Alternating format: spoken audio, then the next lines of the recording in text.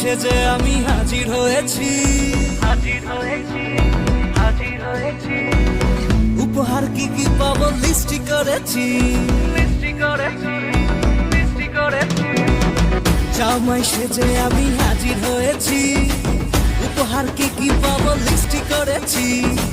জমিয়ে খাবো আমি ইলিশ মাংস কই, খাবো আমি ছেটে পুটে মিষ্টি সাথে দই।